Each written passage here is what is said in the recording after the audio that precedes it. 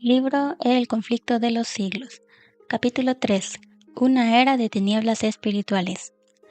El apóstol Pablo, en su segunda carta a los tesalonicenses, predijo la gran apostasía que había de resultar en el establecimiento del poder papal. Declaró respecto al día de Cristo: no vendrá sin que antes venga la apostasía y se manifieste el hombre de pecado, el hijo de perdición, el cual se opone y se levanta contra todo lo que se llama Dios o es objeto de culto, tanto que se sienta en el templo de Dios como Dios, haciéndose pasar por Dios. Segunda de Tesalonicenses 2, 3 y 4. Además, el apóstol advierte a sus hermanos que está en acción el misterio de la iniquidad. Ya en aquella época veía él que se introducían en la Iglesia errores que prepararían el camino para el desarrollo del papado. Poco a poco, primero solapadamente y a hurtadillas y luego más abiertamente, a medida que aumentaba su fuerza y ganaba el control de las mentes de los hombres, el misterio de la iniquidad hizo progresar su obra engañosa y blasfema. De un modo casi imperceptible, las costumbres del paganismo penetraron en la Iglesia cristiana. El espíritu de transigencia y conformidad fue coartado por algún tiempo por las terribles persecuciones que sufriera la Iglesia bajo el régimen del paganismo. Pero cuando la persecución cesó y el cristianismo entró en las cortes y palacios, la Iglesia dejó a un lado la humilde sencillez de Cristo y de sus apóstoles por la pompa y el orgullo de los sacerdotes y gobernantes paganos, y sustituyó los requerimientos de Dios por las teorías y tradiciones de los hombres. La conversión nominal de Constantino a principios del siglo IV causó gran regocijo, y el mundo, disfrazado con capa de rectitud, se introdujo en la Iglesia. Desde entonces la obra de corrupción progresó rápidamente.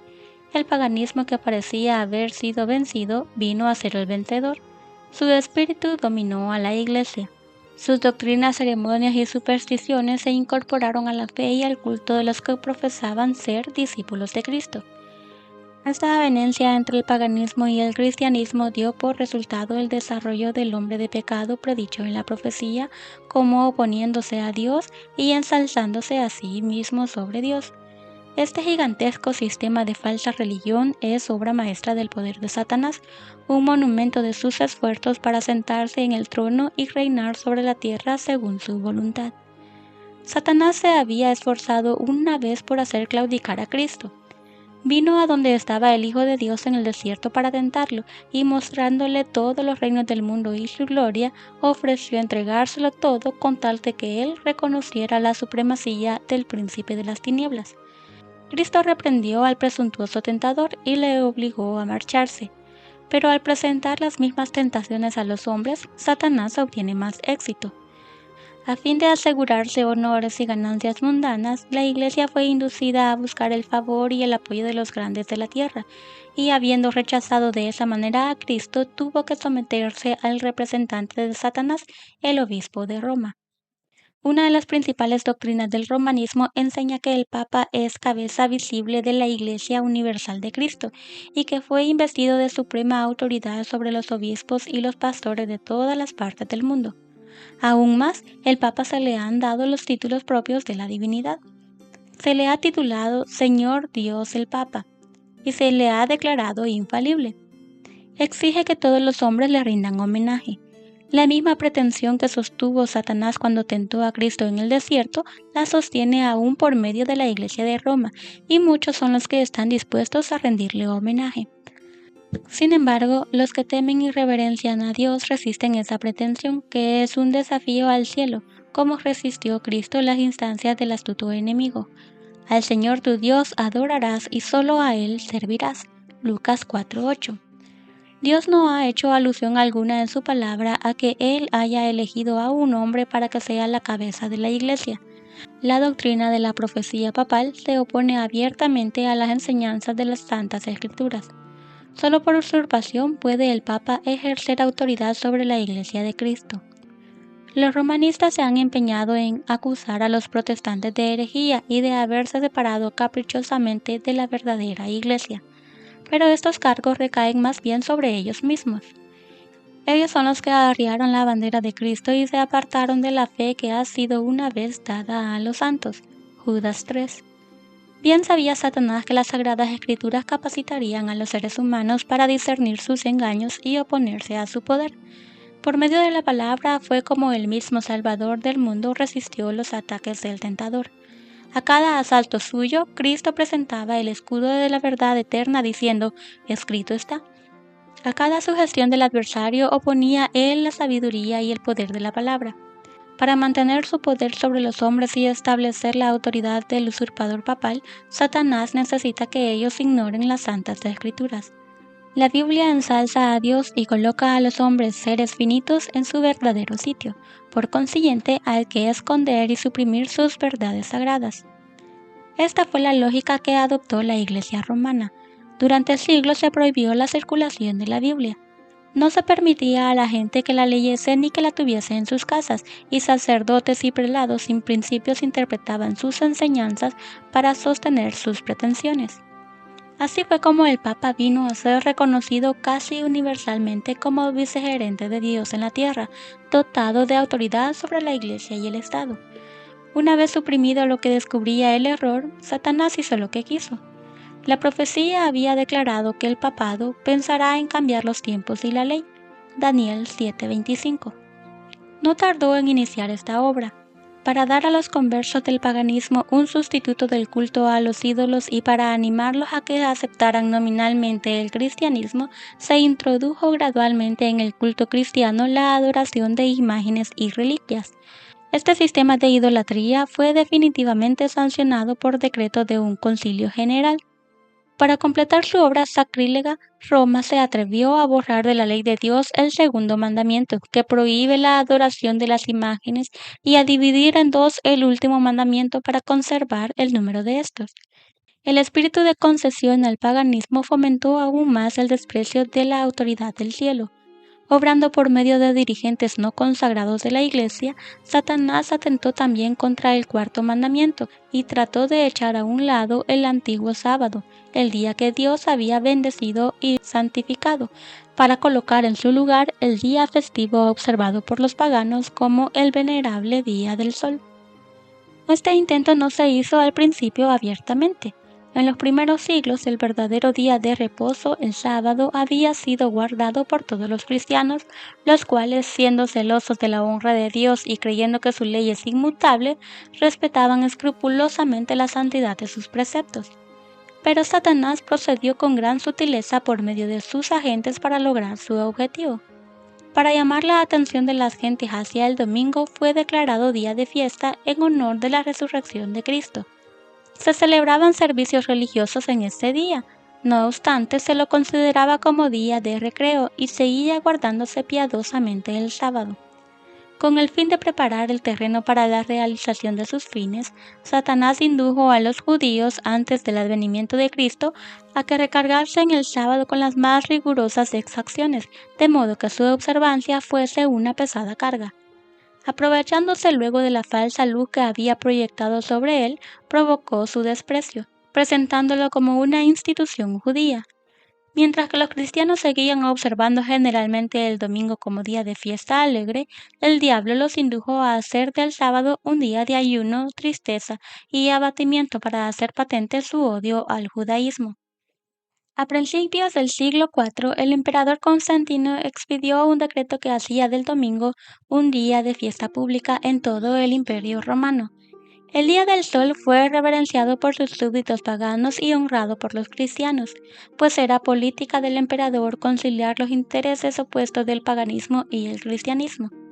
Los obispos de la Iglesia, inspirados por su ambición y su sed de dominio, le hicieron obrar así, pues comprendieron que si el mismo día era observado por cristianos y paganos, estos llegarían a aceptar nominalmente el cristianismo, y ellos redundarían en beneficio del poder y la gloria de la Iglesia. Pero a pesar de que muchos cristianos piadosos fueron inducidos gradualmente a considerar que el domingo poseía cierto grado de santidad, no dejaron de considerar el verdadero sábado como el día santo del Señor, ni de observarlo en cumplimiento del cuarto mandamiento. Pero no paró aquí la obra del gran engañador. Había resuelto reunir el mundo cristiano bajo su bandera y ejercer su poder por medio de su vicario, el orgulloso pontífice que aseveraba ser el representante de Cristo. Realizó su propósito valiéndose de paganos semi-convertidos, de prelados ambiciosos y de clérigos amigos del mundo. De vez en cuando se celebraban grandes concilios en los que se reunían los dignatarios de la Iglesia de todas partes del mundo. Casi en cada concilio el día de reposo que Dios había instituido era deprimido un poco más, en tanto que el domingo era exaltado en igual proporción. De este modo la fiesta pagana llegó a ser honrada como institución divina, mientras que el sábado de la Biblia era declarado reliquia del judaísmo y se pronunciaba una maldición sobre sus observadores. El gran apóstata había logrado ensalzarse a sí mismo sobre todo lo que se llama Dios o es objeto de culto. Segunda de Tesalonicenses 2:4. Se había atrevido a alterar el único precepto de la ley divina que señalaba de un modo infalible a toda la humanidad al Dios viviente y verdadero. En el cuarto mandamiento, Dios se revela como el creador de los cielos y la tierra y distinto por lo tanto de todos los dioses falsos. Como monumento conmemorativo de la obra de la creación, fue santificado el día séptimo como día de descanso para el hombre. Estaba destinado a recordar siempre a los hombres que el Dios viviente es fuente de toda existencia y objeto de reverencia y adoración. Satanás se esfuerza por disuadir a los hombres de que se sometan a Dios y obedezcan a su ley, y por lo tanto dirige sus golpes especialmente contra el mandamiento que presenta a Dios como el Creador. Los protestantes alegan ahora que la resurrección de Cristo en domingo convirtió a dicho día en el día del Señor, pero las Santas Escrituras en nada confirman este modo de ver. Ni Cristo ni sus apóstoles confirieron semejante honor a ese día. La observancia del domingo como institución cristiana tuvo su origen en aquel misterio de la iniquidad, que ya había iniciado su obra en los días de Pablo. ¿Dónde y cuándo adoptó el Señor a este hijo del papado? ¿Qué razón válida puede darse en favor de un cambio que las Santas Escrituras no sancionan? Ya para el siglo VI el papado se había consolidado. El asiento de su poder quedó fijado en la ciudad imperial, cuyo obispo fue proclamado cabeza de toda la Iglesia. El paganismo había dejado el lugar al papado. El dragón dio a la bestia su poder, su trono y gran autoridad. Apocalipsis 13:2. Entonces empezaron a correr los 1260 años de la opresión papal predicha en las profecías de Daniel y Apocalipsis. Daniel 7:25, Apocalipsis 13 del 5 al 7. Los cristianos se vieron obligados a optar entre sacrificar su integridad y aceptar el culto y las ceremonias papales, o pasar la vida encerrados en los calabozos o morir en el tormento, en la hoguera o bajo el hacha del verdugo. Entonces se cumplieron las palabras de Jesús: seréis entregados aún por vuestros padres, hermanos, parientes y amigos, y matarán a algunos de vosotros. Seréis odiados por todo por causa de mi nombre. Lucas 21, 16 y 17. La persecución se desencadenó sobre los fieles con mayor furia que nunca, y el mundo vino a ser un vasto campo de batalla. Durante siglos la Iglesia de Cristo no halló más refugio que en la reclusión y en la oscuridad. Así lo dice el profeta. La mujer huyó al desierto, donde tenía un lugar preparado por Dios para ser sustentada allí por 1260 días. Apocalipsis 12:6. La llegada de la Iglesia romana al poder marcó el inicio de la Edad Media. A medida que crecía su poder, las tinieblas se hacían más densas. La fe pasó de Cristo, el verdadero fundamento, al Papa de Roma. En vez de confiar en el Hijo de Dios para obtener el perdón de sus pecados y la salvación eterna, el pueblo recurría al Papa y a los sacerdotes y prelados a quienes él había investido de autoridad. Se le enseñó que el Papa era su mediador terrenal y que nadie podía acercarse a Dios sino por medio de él, y que para los fieles el Papa ocupaba el lugar de Dios y que por lo tanto debían obedecerlo sin reservas. Con solo desviarse de sus disposiciones, se hacían acreedores a los más severos castigos que debían imponerse a los cuerpos y almas de los transgresores. Así fueron los espíritus de los hombres desviados de Dios y dirigidos hacia hombres falibles y crueles. Sí, aún más hacia el mismo príncipe de las tinieblas que ejercía su poder por intermedio de ellos. El pecado se disfrazaba como manto de santidad. Cuando las Santas Escrituras se suprimen y el hombre llega a considerarse como ente supremo, ¿qué otra cosa puede esperarse sino fraude, engaño y degradante iniquidad? Al ensalzarse las leyes y las tradiciones humanas, se puso de manifiesto la corrupción que resulta siempre del menosprecio de la ley de Dios. Aquellos fueron días difíciles para la Iglesia de Cristo. Pocos en verdad eran los defensores de la fe. Aun cuando la verdad no quedó sin testigos, a veces parecía que el error y la superstición prevalecería por completo y que la verdadera religión sería desterrada de la tierra.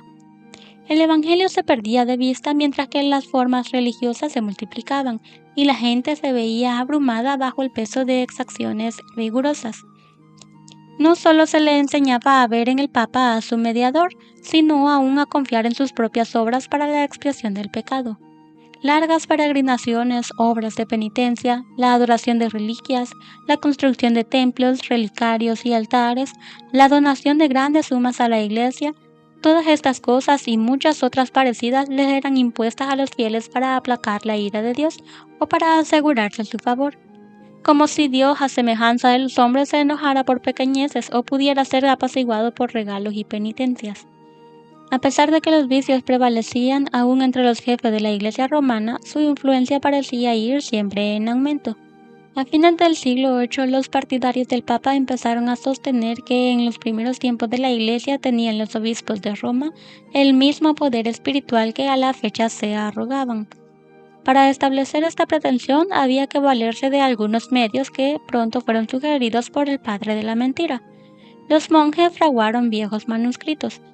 Se descubrieron decretos de concilios de los que nunca se había oído hablar hasta entonces y que establecían la supremacía universal del Papa desde los primeros tiempos. Y la Iglesia, que había rechazado la verdad, aceptó con avidez estos engaños. Los pocos fieles que edificaban sobre el cimiento verdadero estaban perplejos y trabados, pues los escombros de las falsas doctrinas entorpecían el trabajo. Como los constructores de los muros de Jerusalén en tiempo de Nehemías, algunos estaban por exclamar: las fuerzas de los acarreadores se han debilitado y el escombro es mucho. No podremos reconstruir el muro. Nehemías 4:10. Debilitados por el constante esfuerzo que hacían contra la persecución, el engaño, la iniquidad y todos los demás obstáculos que Satanás inventara para detener su avance, algunos de los que habían sido fieles edificadores llegaron a desanimarse, y por amor a la paz y a la seguridad de sus propiedades y de sus vidas se apartaron del fundamento verdadero. Otros, sin dejarse desalentar por la oposición de sus enemigos, declararon sin temor: no temáis delante de ellos, acordaos del Señor, grande y temible. Y cada uno de los que trabajaban tenía la espada ceñida. Efesios 6:17. En todo tiempo el mismo espíritu de odio y de oposición a la verdad inspiró a los enemigos de Dios, y los siervos de Él necesitaron la misma vigilancia y fidelidad. La palabra de Cristo a sus primeros discípulos se aplicarán a sus seguidores hasta el fin de los tiempos. Y a lo que a vosotros digo, a todos lo digo: velad. Marcos 13:37. Las tinieblas parecían hacerse más densas. La adoración de las imágenes se generalizó. Se les encendían velas y se les ofrecían oraciones. Llegaron a prevalecer las costumbres más absurdas y supersticiosas. Los espíritus estaban tan completamente dominados por la superstición que la razón misma parecía haber perdido su poder. Mientras que los sacerdotes y los obispos eran amantes de los placeres sensuales y corrompidos, solo podía esperarse del pueblo que acudía a ellos en busca de dirección que siguiera sumido en la ignorancia y en los vicios. Las pretensiones papales dieron un paso más cuando en el siglo XI el Papa Gregorio VII proclamó la perfección de la Iglesia romana. Entre las proposiciones que él expuso había una que declaraba que la Iglesia no había errado nunca ni podía errar, según las Santas Escrituras. Pero las pruebas de las Escrituras faltaban para apoyar el aserto. El altivo pontífice reclamaba además para sí el derecho de deponer emperadores y declaraba que ninguna sentencia pronunciada por él podía ser revocada por hombre alguno, pero que él tenía la prerrogativa de revocar las decisiones de todos los demás. El modo en que trató al emperador alemán Enrique IV ilustra de manera sorprendente el carácter tiránico de este abogado de la infalibilidad papal. Por haber intentado desobedecer la autoridad papal, dicho monarca fue excomulgado y destronado. Aterrorizado ante la deserción de sus propios príncipes que por orden papal fueron instigados a rebelarse contra él, Enrique no tuvo más remedio que hacer las paces con Roma. Acompañado de su esposa y de un fiel sirviente, cruzó los Alpes en pleno invierno para humillarse ante el Papa. Habiendo llegado al castillo donde Gregorio se había retirado, fue conducido, despojado de sus guardas, a su patio exterior, y allí, en el crudo frío del invierno, con la cabeza descubierta, los pies descalzos y miserablemente vestido, esperó el permiso del Papa para llegar a su presencia. Solo después que hubo pasado así 3 días ayunando y haciendo confesión, condescendió el pontífice en perdonarlo. Y aun entonces le fue concedida esa gracia con la condición de que el emperador esperaría la venia del Papa antes de reasumir las insignias reales o de ejercer su poder. Y Gregorio, envanecido con su triunfo, se jactaba de que era su deber abatir la soberbia de los reyes. Cuán notable contraste hay entre el despótico orgullo de tan altivo pontífice y la mansedumbre y humildad de Cristo, quien se presenta a sí mismo como llamando a la puerta del corazón para ser admitido en él y traer perdón y paz, y enseñó a sus discípulos: el que quiera ser el primero entre vosotros será vuestro siervo. Mateo 20:27. Los siglos que se sucedieron presenciaron un constante aumento del error en las doctrinas sostenidas por Roma. Aún antes del establecimiento del papado, las enseñanzas de los filósofos paganos habían recibido atención y ejercido influencia dentro de la Iglesia. Muchos de los que profesaban ser convertidos se aferraban aún a los dogmas de su filosofía pagana, y no solo seguían estudiándolos ellos mismos, sino que inducían a otros a que los estudiaran a fin de extender su influencia entre los paganos. Así se introdujeron grandes errores en la fe cristiana. Uno de los principales fue la creencia en la inmortalidad natural del hombre y en su estado consciente después de la muerte. Esta doctrina fue la base sobre la cual Roma estableció la invocación de los santos y la adoración de la Virgen María. De la misma doctrina se derivó también la herejía del tormento eterno para los que mueren impenitentes, que muy pronto figuró en el credo papal. De este modo se preparó el camino para la introducción de otra invención del paganismo, a la que Roma llamó purgatorio, y de la que se valió para aterrorizar a las muchedumbres crédulas y supersticiosas. Con esta herejía, Roma afirma la existencia de un lugar de tormento, en el que las almas de los que no han merecido eterna condenación han de ser castigados por sus pecados, y de donde una vez limpiadas de impurezas son admitidas en el cielo. Una impostura más necesitaba Roma para aprovecharse de los temores y de los vicios de sus adherentes. Fue esta la doctrina de las indulgencias. A todos los que se alistasen en las guerras que emprendía el pontífice para extender su dominio temporal, castigar a sus enemigos o exterminar a los que se atreviesen a negar su supremacía espiritual, se le concedía plena remisión de los pecados pasados, presentes y futuros, y la condonación de todas las penas y castigos merecidos.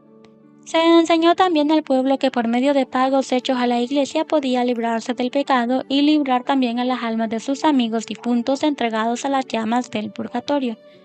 Por estos medios llenaba Roma sus arcas y sustentaba la magnificencia, el lujo y los vicios de los que pretendían ser representantes de aquel que no tuvo dónde recostar la cabeza. La institución bíblica de la Cena del Señor fue sustituida por el sacrificio idolátrico de la misa. Los sacerdotes papales aseveraban que con sus palabras podían convertir el pan y el vino en el cuerpo y la sangre verdaderos de Cristo. Con blasfema presunción se arrogaban el poder de crear a Dios, creador de todo. Se les obligaba a los cristianos bajo pena de muerte a confesar su fe en esta horrible herejía que afrentaba al cielo. Multitudes que se negaron a ello fueron entregados a las llamas. En el siglo XIII se estableció lo más temible de las invenciones del papado, la Inquisición. El príncipe de las tinieblas obró de acuerdo con los jefes de la jerarquía papal. En sus concilios secretos, Satanás y sus ángeles controlaban las mentes de los hombres perversos, mientras que invisible acampaba entre ellos un ángel de Dios que llevaba apunte de sus malvados secretos y que escribía la historia de hechos por demás horrorosos para ser presentados a la vista de los hombres. Babilonia la Grande fue embriagada de la sangre de los santos. Los cuerpos mutilados de millones de mártires clamaban a Dios por venganza contra aquel poder apóstata. El papado había llegado a ejercer su despotismo sobre el mundo. Reyes y emperadores acataban los decretos del pontífice romano. El destino de los hombres en este tiempo y para la eternidad parecía depender de su albedrío. Durante siglos las doctrinas de Roma habían sido extensa e incondicionalmente recibidas, sus ritos cumplidos con reverencia y sus fiestas observadas por todos. Su clero era colmado de honores y sostenido en liberalidad. Nunca desde entonces ha alcanzado Roma tan grande dignidad, magnificencia ni poder. Pero el apogeo del papado fue la medianoche del mundo. Las sagradas escrituras eran casi desconocidas no solo del pueblo, sino de los mismos sacerdotes. A semejanza de los antiguos fariseos, los dirigentes papales aborrecían la luz que habría revelado sus pecados. Rechazada la ley de Dios, modelo de justicia, ejercieron poderío sin límite y practicaron desenfrenadamente los vicios. Prevalecieron el fraude, la avaricia y el libertinaje. Los hombres no retrocedieron ante ningún crimen que pudiese darles riquezas u oposición. Los palacios de los papas y de los prelados eran teatro de los más viles excesos. Algunos de los pontífices reinantes se hicieron reos de crímenes tan horrorosos que los gobernantes civiles tuvieron que procurar deponer a dichos dignatarios de la Iglesia como monstruos demasiado viles para ser tolerados. Durante siglos Europa no progresó en las ciencias, ni en las artes, ni en la civilización. La cristiandad quedó moral e intelectualmente paralizada. La condición en que el mundo se encontraba bajo el poder romano resultaba ser el cumplimiento espantoso e impresionante de las palabras del profeta Oseas. Mi pueblo fue destruido porque le faltó conocimiento. Por cuanto desechaste el conocimiento, yo te echaré del sacerdocio. Puesto que olvidaste la ley de tu Dios, también yo me olvidaré de tus hijos. No hay verdad, ni misericordia, ni conocimiento de Dios en la tierra. El perjurio y la mentira, el asesinato, el robo y el adulterio prevalecen, y se comete homicidio tras homicidio. Oseas 4, 6, 1 y 2. Tales fueron los resultados de haber desterrado la palabra de Dios.